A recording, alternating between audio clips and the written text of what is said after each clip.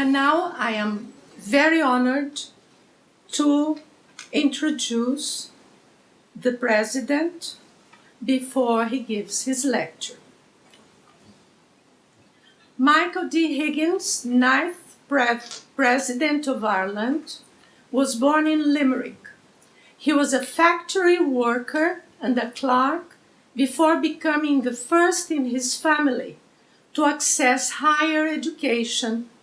He studied at University College Galway, the University of Manchester, and the University of Indiana.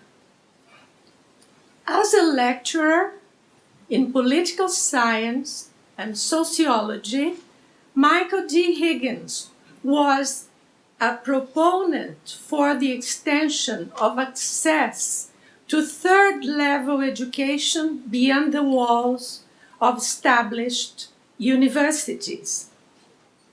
He was centrally involved in the development of extramural studies.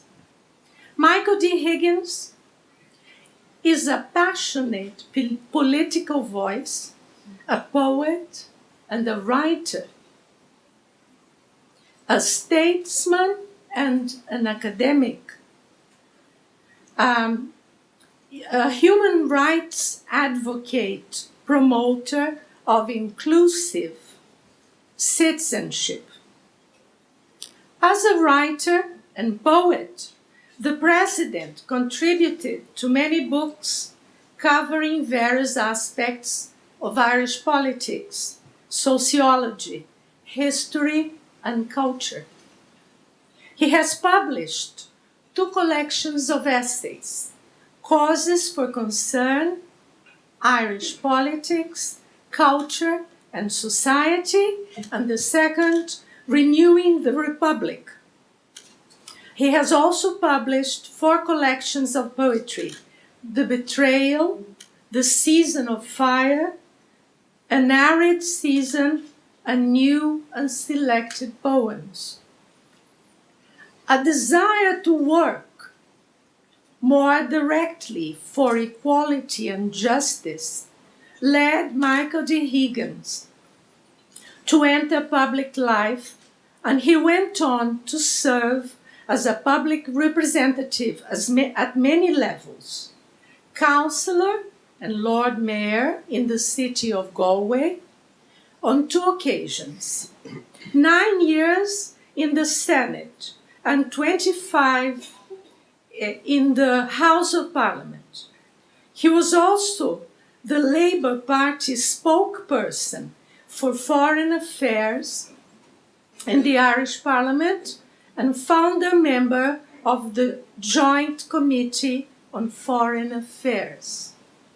He was also regular columnist of for the popular Hot Press magazine over the period of 10 years, during which he engaged a young audience in the social issues of the day.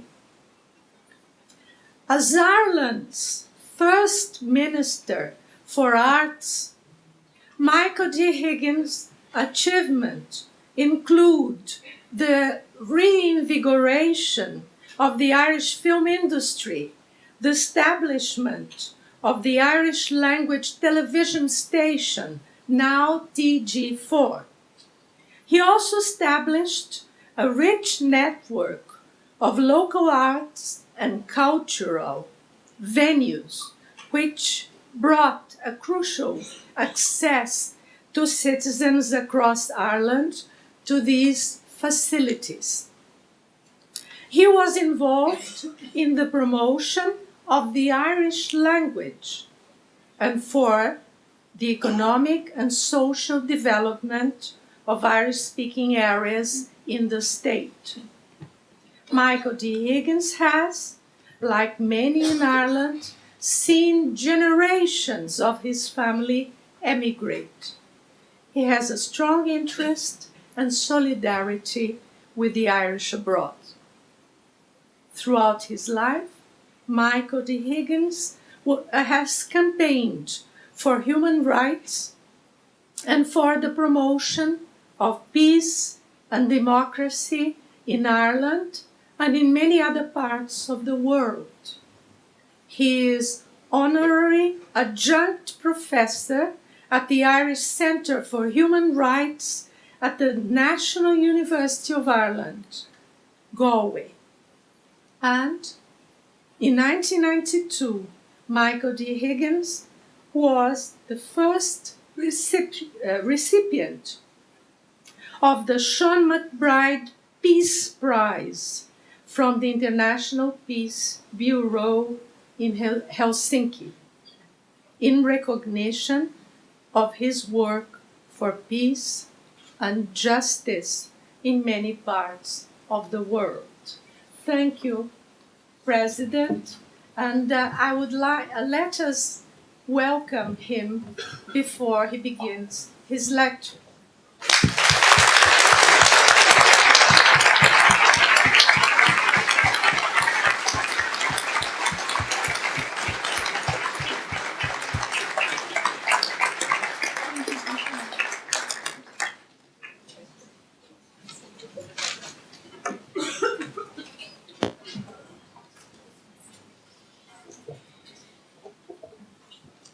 May I, at the very beginning, thank the Professor for that warm and generous, excessively generous introduction, and say as well how pleased I am to be in a university. I'm particularly delighted to be here at the University of Sao Paulo as part of my visit to Brazil. Insofar as you have made reference to my work for the Irish language, and also because of my respect for the importance of languages everywhere it is appropriate, that I begin in the Irish language. So let me say very briefly, Tó Fiorcin Óhasaram, Bheithin Seo Liv, San Alscail Seo. Agus ach go háirithe go bhfuil sean sam póipéir léamh, in áitina bhfuil an sí man sa bhfuil an obair cortha gló sna stadéire nihi éireannacha. We have started agus Levian compro Utriota. May I immediately say how very grateful we are in Ireland that there has been an Irish Studies program here that goes back, as you know, more than 3 decades to 1980, and in a university that has achieved excellence, excellence in so many fields, and I'm delighted therefore to have the opportunity to visit and address this distinguished gathering. This evening's distinguished gathering as well includes our Irish community of Sao Paulo, and beyond, and to them I extend a particular welcome. Marú Tranahen is President of Ireland, Tó Fiorcin Fóilse Roid Galéir agus Tá Áthasar Castú Liub. I think as well, it is the Irish population in Brazil. When I was invited to give this paper, I think that the Irish population in Brazil has never been very large in size, but the historical linkages between our two countries are, if not extensive, they're long-standing. And in their earliest form, they are of a religious, maybe, or military kind, with all the resonance of history written, and history yet to be revised, that this raises. I had the great privilege of discussing some of these issues, indeed at length, earlier today, with someone whom I've admired for a very long time, President Lula. To turn to the Irish connection, after accounts of the Jesuit Father Field, who came to Brazil in 1577, the records refer to 300 Irish soldiers in Portuguese military service in Brazil in 1604. These are, if you like, some of the quasi-voluntary component of Irish migration. Around the same time, in the Antilles, a mixture of indentured and forced Irish migration was unfolding in the Caribbean. So we Irish, as we project our minds back, had a presence not only in arms of competing colonizing powers, but also at times on their local oppositions. and in the succeeding acts of liberation, and the aftermath, where we often differed with each other. And after the church and the army came merchants, and we know that Irish tobacco planters like the O'Briens and Purcell brothers in the 1620s and 1630s traded in Brazil tobacco. They traded in dyes and hardwoods. Bernardo O'Brien from County Clare led a group in 1620 that built a wood and earthen fort on the north bank of the Amazon, and they became expert navigators of its maze of tributaries, canals and islands. We also know that several Irish soldiers served in Brazilian armies, including Diego Nicolau Keating, Diego Grady, and Jorge Cowan, and there was a Hibernian regiment in the Spanish army in southern Brazil at the end of the 18th century in 1777. So historians thus have a very rich terrain upon which to reflect in piecing together the motivations of these skilled soldiers and indeed the different settlers together. A story, for example, of some significance and particular poignancy is that of Colonel William Cotter's failed attempt to settle Irish emigrants in 1827. Cotter was sent to Ireland in 1826 to recruit a regiment for service against Argentina. He brought over 2,400 people from Cork in 1827 with the promise of a grant of land in return for 5 years' military service. However, the Irish were completely neglected, and being, of course, from Cork, they would have developed needs. But they arrived in Rio de Janeiro in 1828. They mutinied together with a German regiment, resulting in open warfare on the streets of Rio. Most were ultimately sent home or travelled in a primitive consular service sense. Some travelled on to Canada or Argentina, but some did stay to form a colony in the province of Bahia. Further colonisation schemes were a failure, mainly due to poor preparation for the Irish immigrants' reception. The lack of agricultural tools, poor land, scarce water and adjustment to the local diet. Many immigrants died and survivors moved on to other countries. Indeed, this stricture doesn't really apply to Bernardo Higgins, who had quite a knowledge of agricultural implements and of the technologies of agricultural production. But in his letters, he confesses to being one of his great disappointments that he was not able to establish an enduring settlement of Irish agricultural workers on his estates in southern Chile. An Irish migrant who did achieve some prominence in Brazil in the 19th century was William Scully, a journalist and businessman, who became owner and editor of the Anglo-Brazilian Times of Rio de Janeiro in the early 1870s. That paper was published weekly for nearly 20 years, from 1865 to 1884.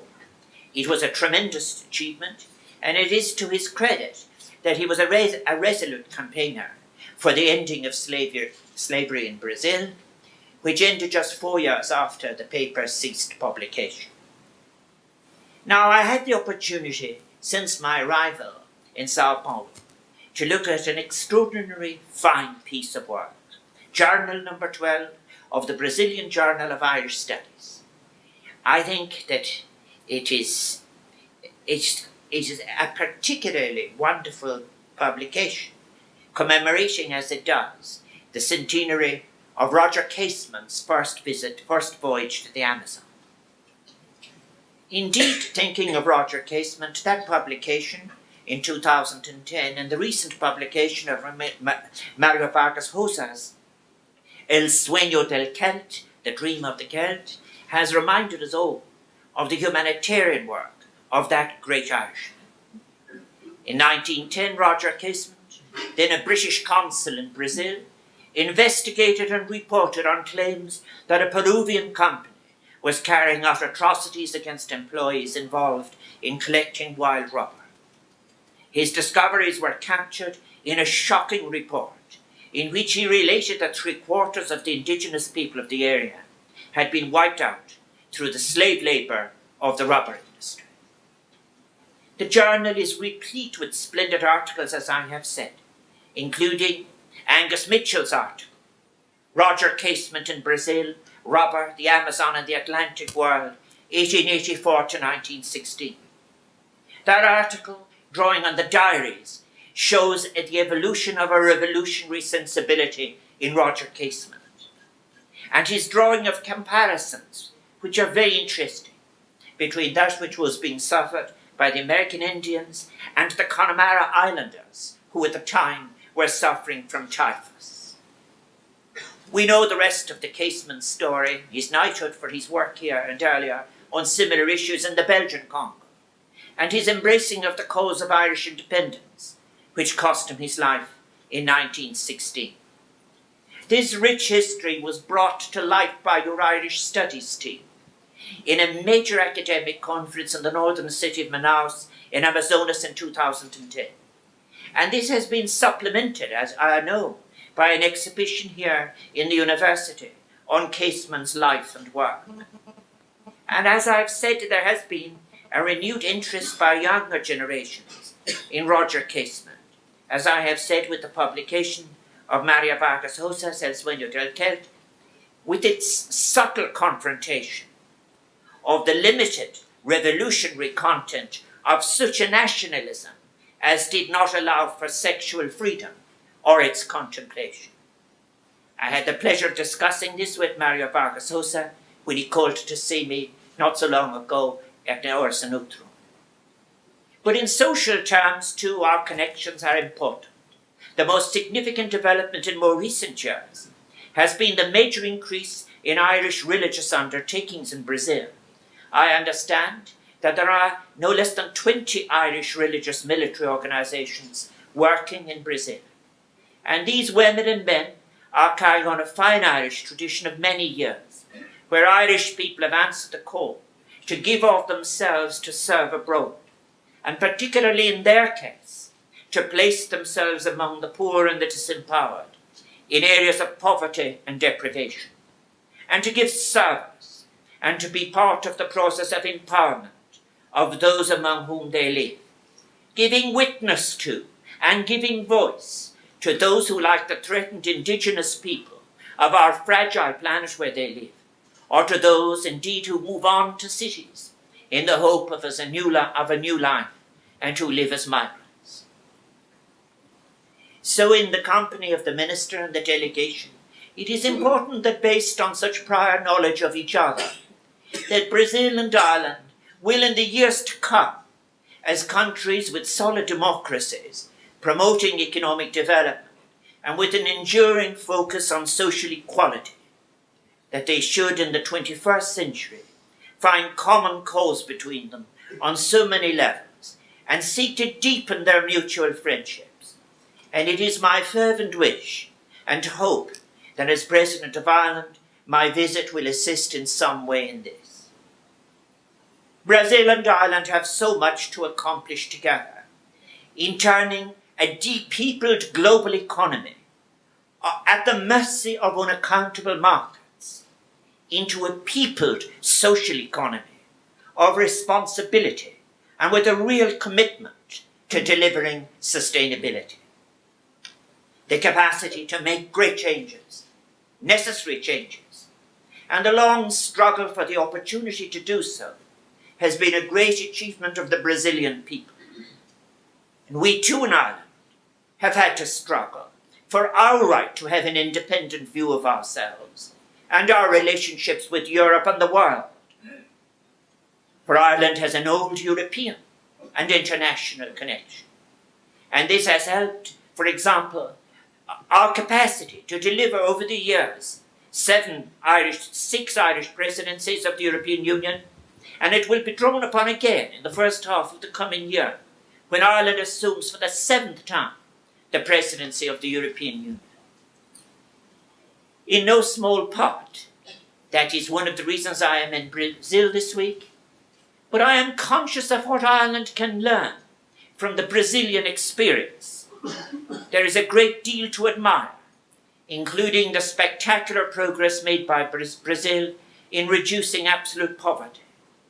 Nowhere in the world has there been the progress which Brazil has made, nor in such a short period, in lifting millions, almost 28 million people in total, above the poverty line. And on the economy, the record is equally impressive, considering that in the 1990s, Brazil was heavily indebted, suffering from the highest inflation in the world, and today the country is free of debt, and currently the sixth largest global economy, with a gross domestic product of around $2.5 trillion. So when we in Ireland look at Brazil, we see much to admire and emulate. But we are conscious too of the imaginative response of Brazil to some capacity gaps that may be inhibiting further progress, such as those addressed by President Rousseff when she introduced the imaginative scholarship scheme, Ciências Sem Fronteiras. Like many of our European partners, we have engaged with this programme and expect to welcome up to 1,500 Brazilian scholars to Ireland in the next few years. And in conversation with your rector, many outside of the sciences and the arts and humanities areas as well, thus contributing to filling such gaps and assisting the building of national capacity in Brazil, but also general scholarship, and at the same time creating a new network of people-to-people links between our two countries. So Ireland is much better known to Brazilians, of course, because each year 4,000 Brazilians choose Ireland already for further study, and more than 20,000 Brazilians have moved to Ireland, taking advantage of the growing economy.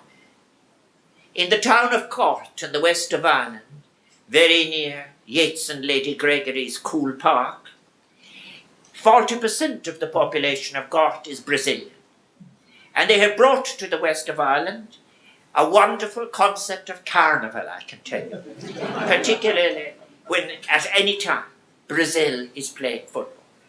The innovation and dynamism as well, which characterises much of Brazilian industry, is contagious, and it is to be found among the Irish who have come here. A small number of Irish companies now have already a presence in the Brazilian market, such as the Irish food company Kerry, which has a factory in Campinas, Sao Paulo, and employs over 600 people. And I know that the Minister has been visiting other Irish companies in this afternoon.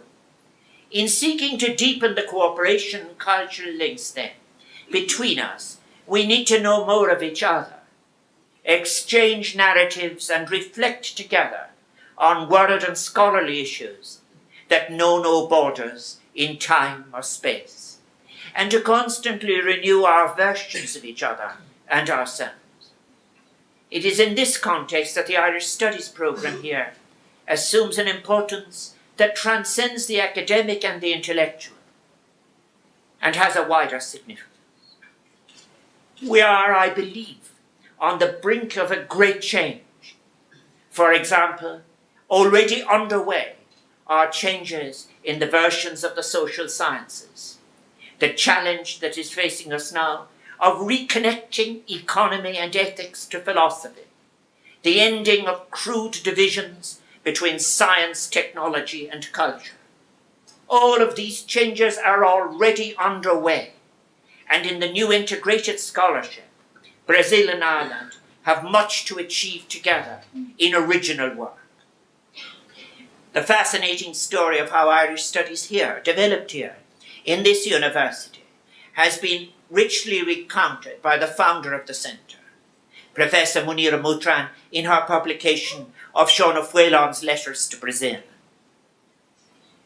I've read that publication, and without the serendipity of that exchange of correspondence over almost 2 decades ago between a young PhD student and an ageing Irish writer, reflecting on the life of a writer and contrasting the irreversible price of ageing with all the energy, love and promise of the younger scholar, we would not be here today.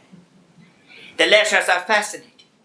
They paint a picture of a relationship which began as an exchange between master and pupil, but very quickly evolved to one marked by genuine friendship and deep mutual respect.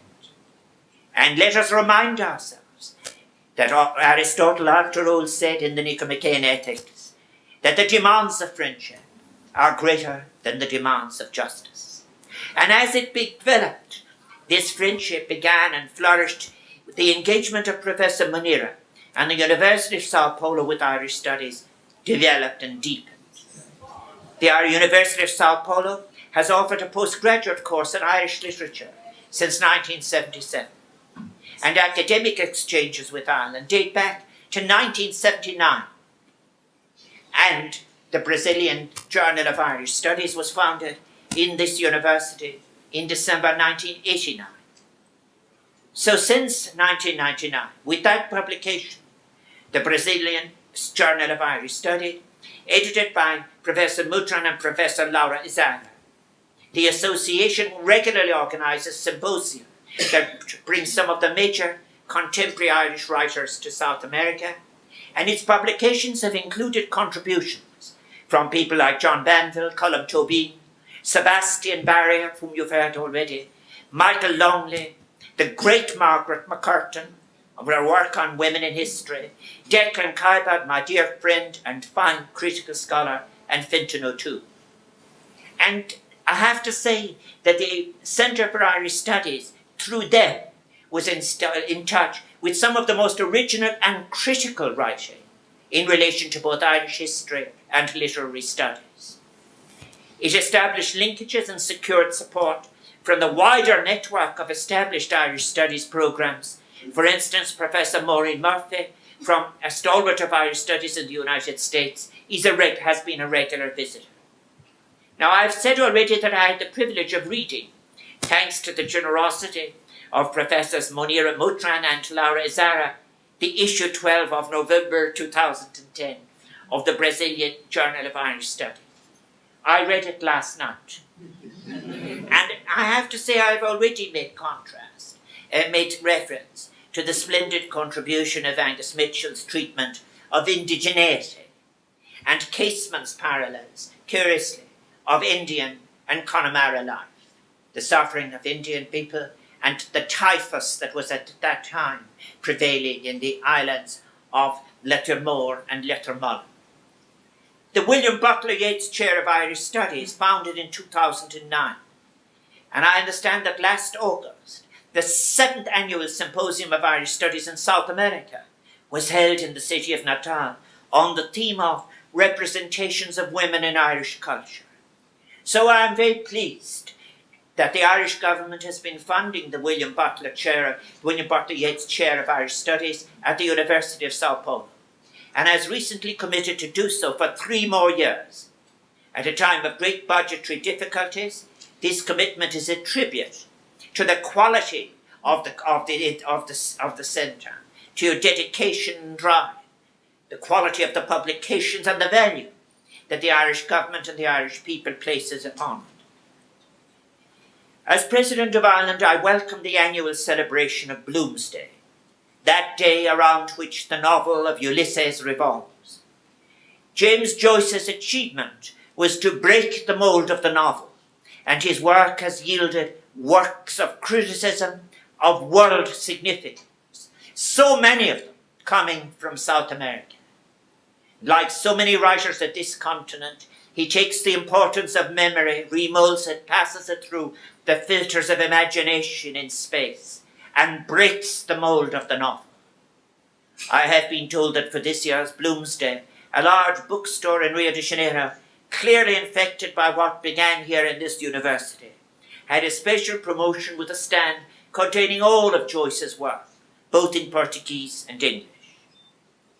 The respect for writing, for culture and the arts, for their life-affirming and vindicating qualities, is a strong connection that we Irish and Brazilians share, and long may it last and may it deepen. And again referring to that genre, when Alvaro Echeverri's splendid To Heal or to Remember Indian memory of the rubber boom and Roger Casement's basket of life. Basket of darkness, basket of life, is a beautiful piece of anthropology, and it is a wonderful exercise in the ethics of memory. I would put it with the work of the late Paul Ricoeur and of Richard Carney in inviting us to look at that question of what can we choose never to forget, of what might we create an amnesty in memory for, so as to be able to live. And I think in dealing, as it were, with how young generations of indigenous people can handle the memory of ancestors, it is an extraordinary piece of work. Now, clearly things have come a long way from that first letter from Professor Moutran to Sean O'Fuellon. O'Fuellon himself once said, "There's only one admirable form of the imagination that is so intense that it creates a new reality, that it makes things happen." So we are able to gather here today because of the power of the imagination and the building of new realities that came from within the walls of this institution and the instinct of friendship. I commend the university here for its enduring support for your work in developing that unique relationship between Ireland and Brazil and bringing to Irish studies the exotic coloration which Brazil, as I have said, the home of Carnival, brings to all endeavours. I commend all those who, inspired by imagination, made things happen. Professor Moutran, who has been succeeded by the no less committed Professor Laura Ezan, and their entire dedicated team. I am delighted, particularly, that Professor Munir's pioneering work over 25 years was acknowledged by Ulster Náisiúnta na hÉireann in the National University of Ireland in Maynooth, when it conferred on her an honorary doctorate of literature in 2008.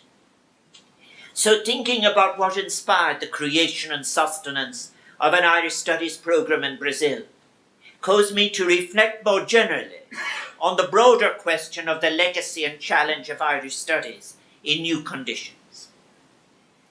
Conditions which, I must be frank, are characterised by a sense of crisis in intellectual work and in the academy. In the social sciences, a perception that the old paradigms in economy and society have failed and are fading, being replaced by a yearning for renewal in our institutions and indeed in our identity, and in the way we teach the social sciences.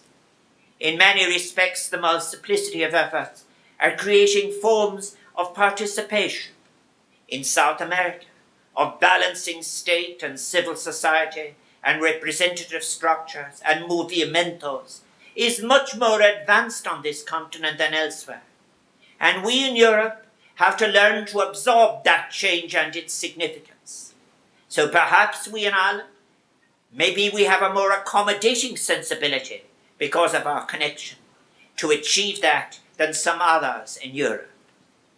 Renewing Ireland, and with it our sense of what it means to be Irish and Irishness, is one of the most urgent challenges facing us at present. It is a challenge which encompasses and underpins economic renewal, but also which goes beyond it, reaching into the realms of academia and intellectual life. Those of us who value the importance of Irish studies, and in particular the importance of its accessibility in the wider Irish diaspora, owe a great debt of gratitude to scholars individually and through the work of their academic institutions for their work on Irishness. And it is interesting too that the new critical work in literature is often very much more incisive and developed than in the social sciences, which find it harder to break free into the needed originality of our position. For example, contrast the legacy of structural functionalism and a kind of empiricism without quality which prevailed in the social sciences on such subjects as migration, and contrast it with the literature and the studies of John McGahern, or on any one of the exilic studies that have been taken on Ireland. So as to Irishness itself, as concept and reality, in May this year, I was delighted to give the third Thomas Flanagan Lecture in New York on the subject of remembering and imagining Irishness.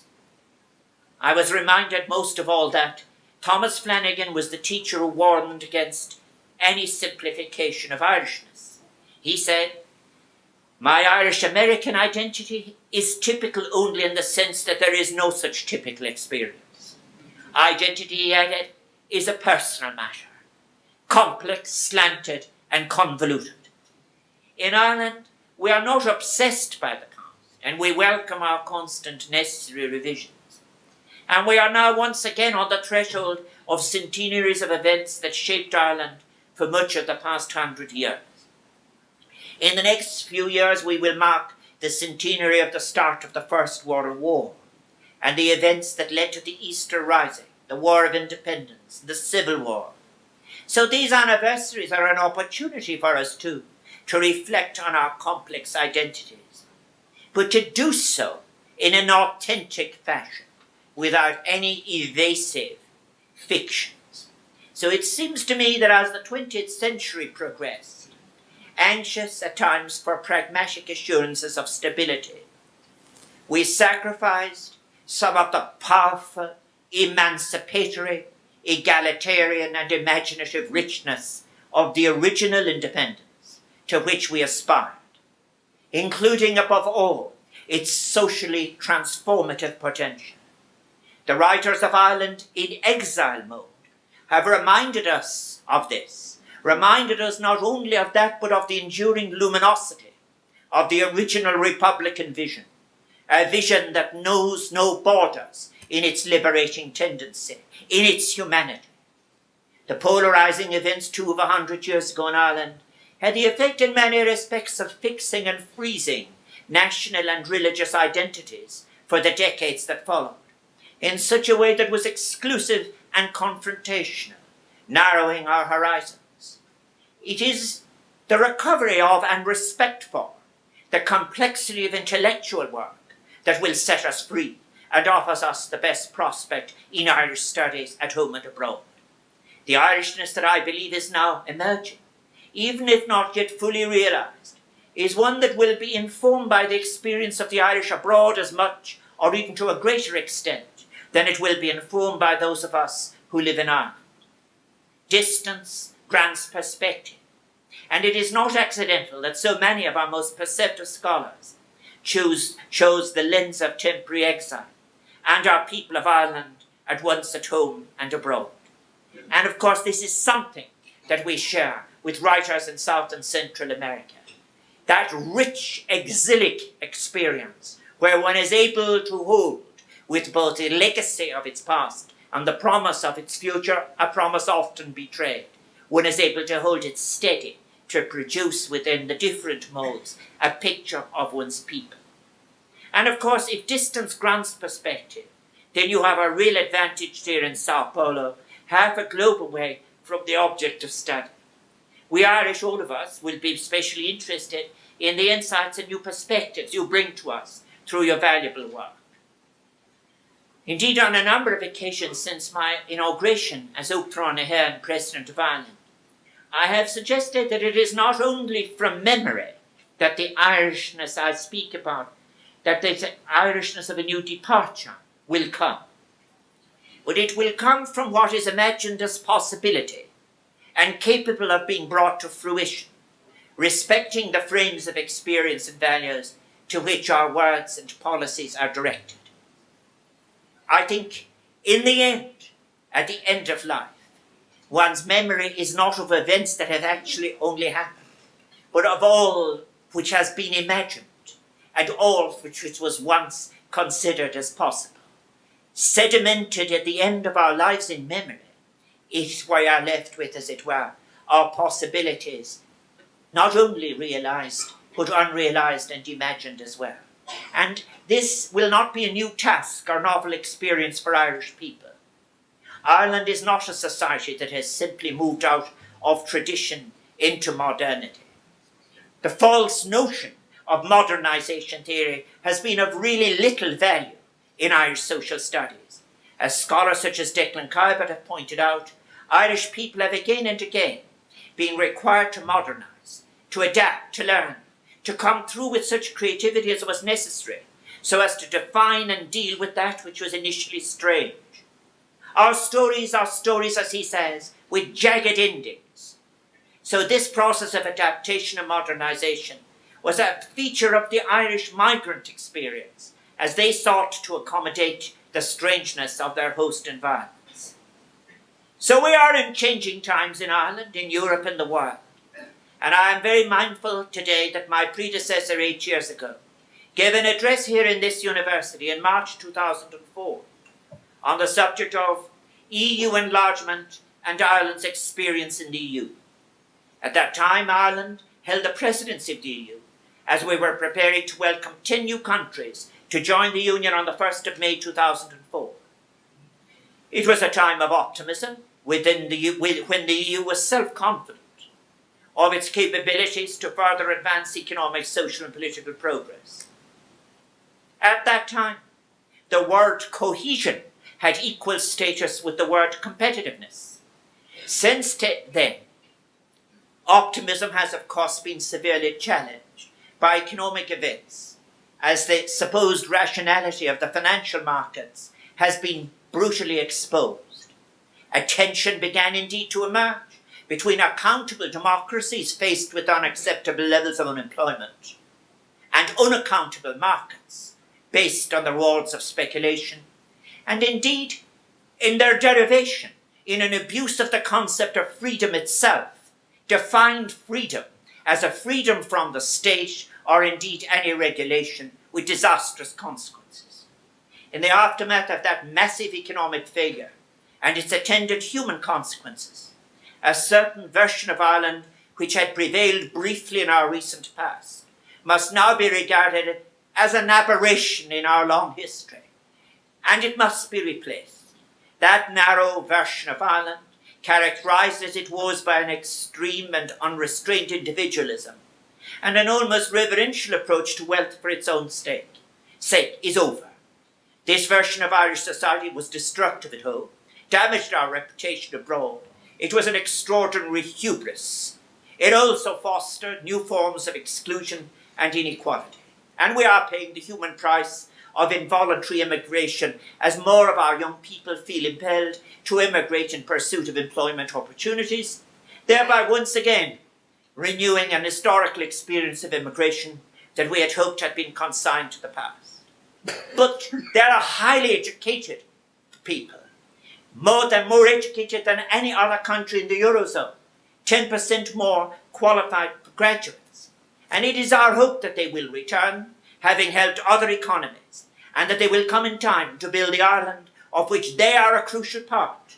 And many are already choosing to stay and bringing us new forms of innovation, and they're also bringing new forms of social economy into being. We've had nearly 2 centuries now of researching and analysing the Irish migrations of the past, particularly since the post-famine period, and we owe much of this scholarship to American scholars. But our Irish history, our collective memory, is scarred by immigration and its sense of loss, as is our song tradition. Separation, missed opportunities.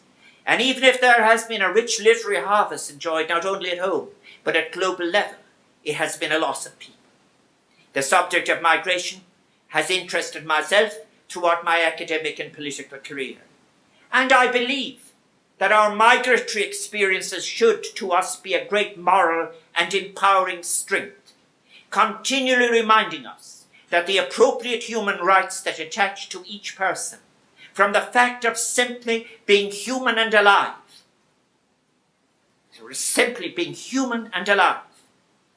should never be diminished by the necessity or the decision to move, should never be curtailed, limited, or made conditional on either being sedentary or the owner of property. In the end, as I have said already, we are all simply migrants in time, curious, creative, and vulnerable in an interdependent world that is always on the edge of new possibilities yet to be realized. And now I conclude by saying again, we are indeed at the cusp of great changes.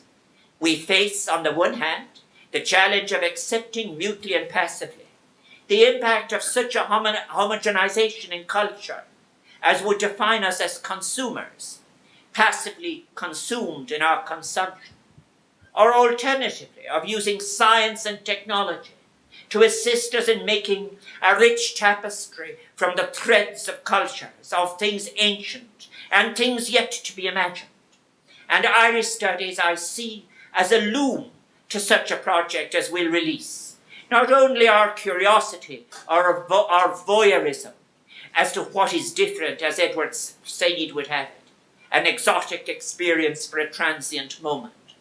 Irish Studies can open our Irishness out to the world in all its wonder, its misery, its cruelty, and its unquenchable impulse to an ethical humanity without borders.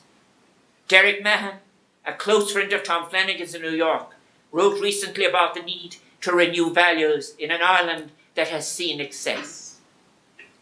It's time now to go back at last, beyond irony and slick depreciation, past hedge and fencing to a clearer vision.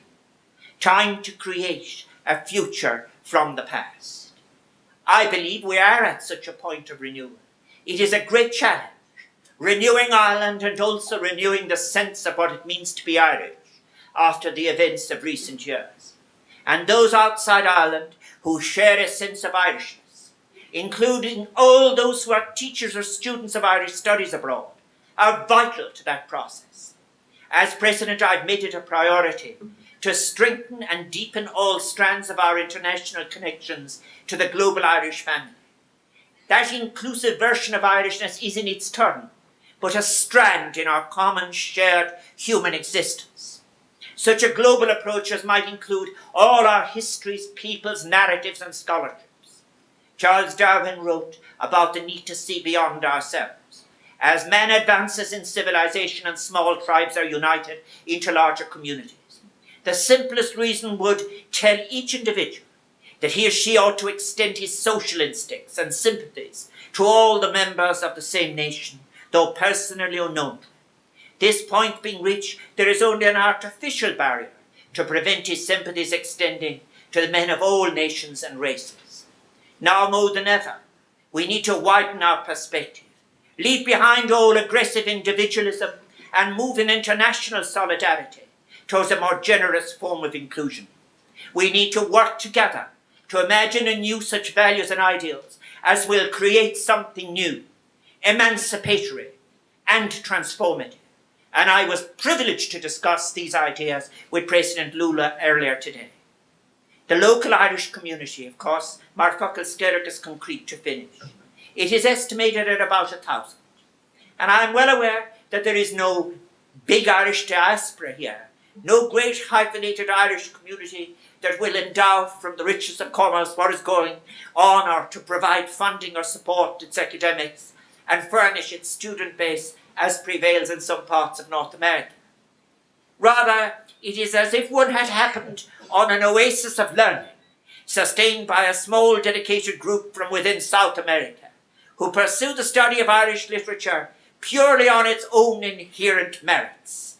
And may God bless them for that. This makes Irish Studies here at this university a special, precious and wonderful in its achievements, and even more so for its promise.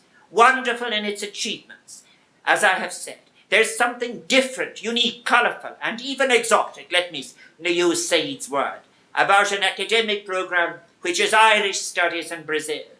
I sincerely hope that this Centre for Irish Studies will continue to strengthen and grow. It has already great achievements in what it has published. You are like a beacon whose light gives us all hope and courage. It was George Bernard Shaw who said, "Do not follow where the path may lead. Go instead where there is no path and leave a trail." And you are doing that. Agus guim got banach their own irrity. And to the Irish gathered here this evening, ma co-erini gatoilioha. My wife Sabine and I look forward to meeting you and hearing your stories. Muila brikas asur goludar insha. And finally, if the story is about a people who scatter, and we do, and we have, it is also right that they should gather. And next year, in 2013, Ireland will host The Gathering, a great bringing together of Irish people and friends of Ireland in a year-long celebration of all that is best in Irish tradition and identity and imagination. And may I, as President of Ireland, invite you all to come to Ireland and celebrate with us and think with us. And let us all think together about our shared vulnerable planet and its people, and how to make it a space of fully inclusive humanity. Garamila Mahaji, thank you.